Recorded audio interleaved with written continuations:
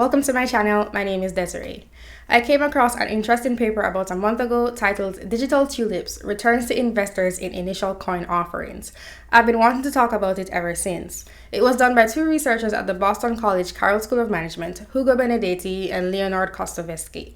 One is a professor in finance and one is a PhD candidate. They wanted to find out if it is worthwhile for investors to put their money into ICOs, and based on my reading of their conclusions, they were focusing on reducing the perceived need for governmental regulation due to frauds and scams that hurt the unsophisticated investor. Basically, in my opinion, it's all good news. Many ICOs fail, and that has been the headline for a lot of articles talking about the paper. That's over half, or 56% of ICOs fail. After a certain time period, the coins haven't been listed, or they didn't raise enough money and refunded the funds, or they have the money, but they just haven't decided what to do with it or haven't publicized it yet. Despite that, looking at ICOs as a whole, they give double the returns, the average investor receiving a 179% return to be exact, from ICO start date to listing date. They also input negative returns for coins that don't list on exchanges within 60 days and still find an 82% return. These positive returns are likely to go up over time, even when adjusting for overall market trends and accounting for survivorship bias, where only the coins which have made it have current data available about them. Their conclusion from the paper is that while our results could be an indication of bubbles, they are also consistent with high compensation for risk for investing in unproven pre-revenue platforms through unregulated offerings.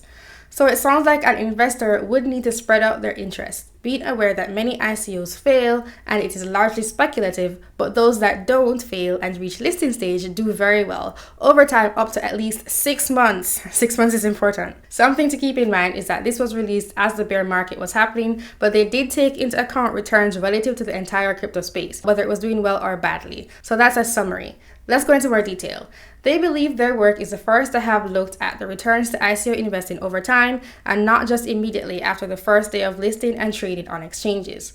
They noted that the ICO wave really began in about March of last year, 2017. They looked at 4,003 ICOs, aggregating data from 5 large ICO data sites, those being ICOdata.io, ICObench.com, ICOjobs.com, and ICOcheck.com, and ICO ratings. They cut that number down to 2,390 ICOs and only looked at those that had been complete by April 30, 2018. That's about a 14-month timeline for the majority of the ICOs that sprung up from January 2017. They also wanted to account for survivorship bias, so they hand-collected data through online research, to make sure they had ICO data from the very first one prior to the 2017 explosion in ICOs. Some key points were: 1. About $12 billion have been raised in ICOs, most of them after January 2017, and this paper came out in May 2018. 2. The average ICO investor nearly doubles their money. That's the 82% number. 3. The returns are positive and significant when cryptocurrencies in general are performing well, but also when they are performing poorly.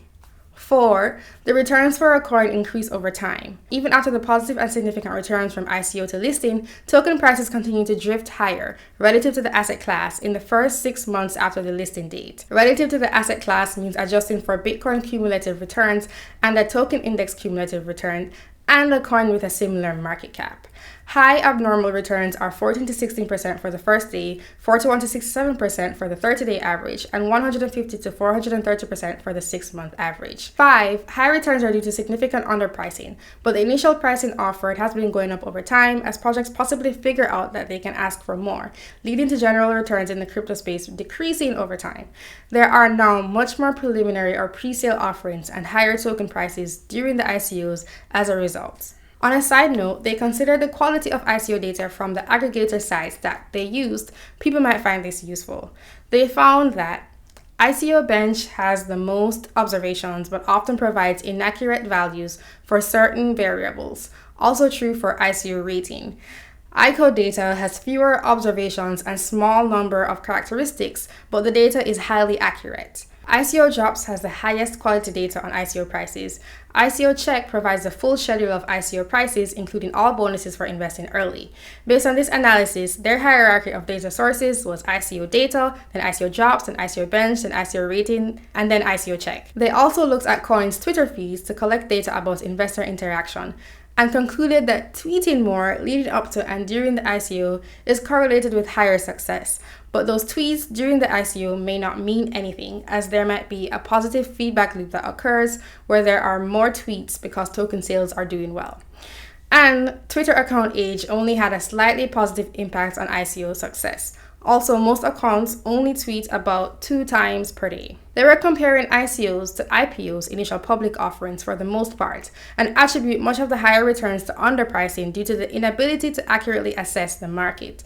So they actually view ICOs as a way for entrepreneurs to get a feel for market interest and a way to have an early customer base to draw on, since many of the tokens will be used in the actual product. Plus, they reduce risk with investors as they don't lose control rights. I think the paper gives a lot of useful information from an empirical standpoint about the crypto space, which is still really young, and I was a little fascinated by how there were interesting conclusions or kind of data gathered that say a lot about the space. For example, they reference a lot of working papers, which are ones that are often in the process of full peer review or haven't been published through traditional means. A lot of the papers are from 2017 or even 2018, the same year this was published. Because they were trying to draw from the initial public offering or IPO literature, they had to collect data about the firm by using Twitter account opening as a metric for the age of the firm, or measuring company announcements by tweet frequency. I think one thing I thought of was that instead of only using the Twitter feed for an idea of social interaction with users, they could also have looked at Telegram formation and interaction, but I would make that supplementary rather than a replacement for Twitter, and they did talk about that in the paper, so they're aware of that. They could have had more detail. I think more research there would be useful for projects in terms of marketing efforts. The overall conclusion is that it is overwhelmingly a good thing for investors, experienced or not, to put their money into fundraising ICOs. There are scams, undelivered projects, unlisted tokens even after the ICO, and many ICOs fail, but overall you are likely to get returns if you diversify. They looked at ICOs past and present in the entire known crypto space up to April 2018, and results were positive and significant when the cryptocurrency asset class was performing well and even when it wasn't. So this is not investing or business advice. I was just interested in this topic. I think it says a lot about the space, and I think it might be useful for investors and projects interested in fundraising through ICOs. There's a lot more information in the paper. I just picked out the points that were interesting to me. Thank you for watching. Don't forget to like if you liked it, subscribe, follow me on Twitter and on Medium and on my website, cryptoramble.com, and on Steemit and other places. Don't forget to let me know what you think in the comment section. Bye.